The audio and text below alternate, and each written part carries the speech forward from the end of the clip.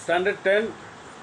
Now Antonio has already expressed his feelings that he is going to die before his natural death.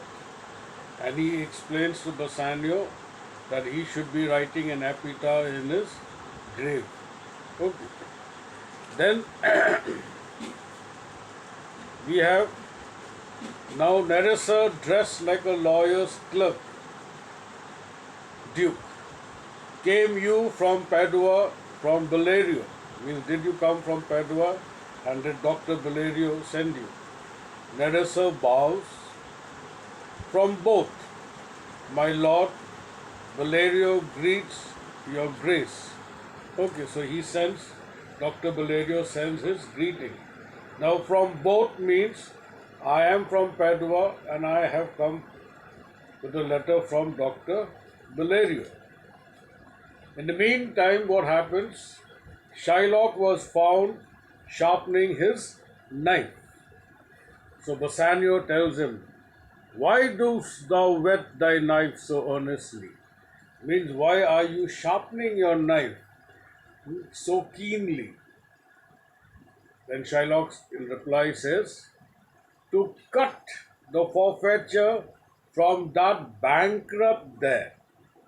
Okay, he says it is to cut the flesh of pound, or the pound of flesh from the bankrupt. Bankrupt means referring to Antonio, who is penniless. Bankrupt means a person who has no money is called a bankrupt person. Then Graciano says, not on thy soul. Now the spelling of soul is S-O-L-E here. But on thy soul, that is S-O-U-L, harsh Jew. So actually you are not sharpening the sole of your feet or the sole of your another thing. Okay. But you should sharpen your immortal soul. Thou makest thy knife keen, but no metal can. No, not the hangman's axe, bear half the keenness of thy sharp envy. Can no praise pierce thee?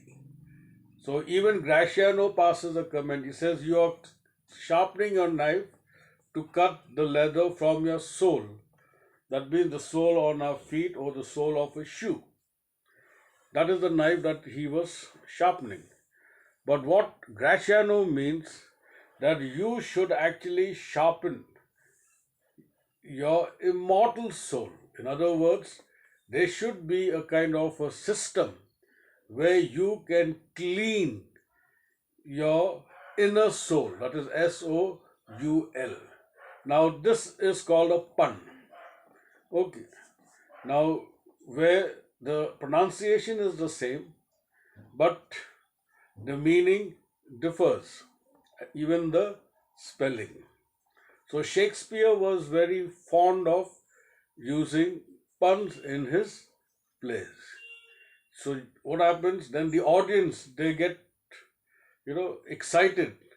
Now they would want to know what he actually meant. So here Graciano is talking about even a hangman's axe. An executioner, when he sharpens his knife or axe, it is because at one stroke he is supposed to behead the prisoner or the person who is sentenced. But he says, for you, he says, you need a sharper metal that could clean your envious soul. Okay. Means, since you are an evil-minded person, so you need a sharper knife to clean the dirt, or your unclean soul should be cleaned by that sharp metal. Then he says, can no praise pierce thee? He says, can no praise can make you change your decision or penetrate through your heart? Shylock, no, none that thou hast wit enough to make. Says no praise can penetrate me. You don't have enough wit, means you're not clever enough to convince me to change my decision. Graciano, oh, be thou damned inexorable dog. So here Graciano gets angry.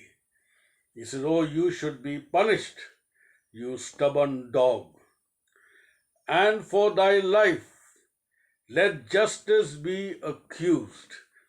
Okay, and where you are concerned, says now justice is being put ashame because the kind of a person that you are.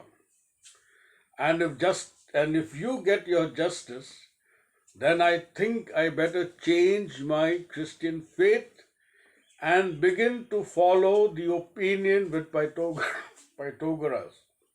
Now, Pythagoras is a Greek philosopher whose theory says that when an animal dies, his soul moves away from that body and gets into another body. Okay, even in animals, he says the soul transfers from one body to another body. He says, I have to now begin to believe the philosophy of Pythagoras. His philosophy is that souls of animals infuse themselves into the trunks of men. Says here in this case, what happens? The soul of a dead animal leaves the body of the dead animal and gets into the body of a human being. Thy courage spirit governed a wolf who hanged for human slaughter. Now, this is what he says. Courage spirit here means a wild, spiteful person. Like now, a wolf is a treacherous animal.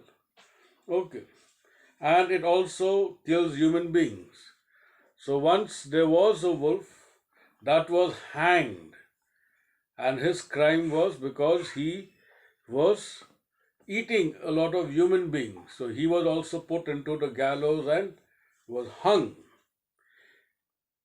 And when he was being hanged, the soul from his body left, the soul left his body and moved or transferred into Shylock's mother when he was being formed in his mother's womb.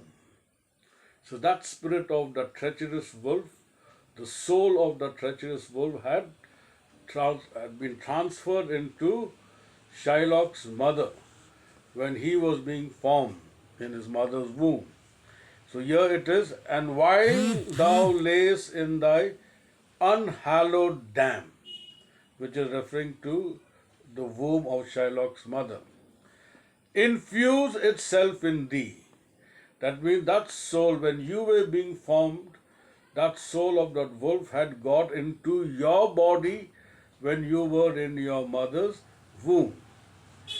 For thy desires are wolfish, bloody, starved, and ravenous. Because all the nature of a wolf is already instilled in you. You have got the wolfish nature. Means that is what he uses these adjectives on him. It says bloody, starved, and ravenous. Then Shylock says, till thou canst rail the seal of my bond.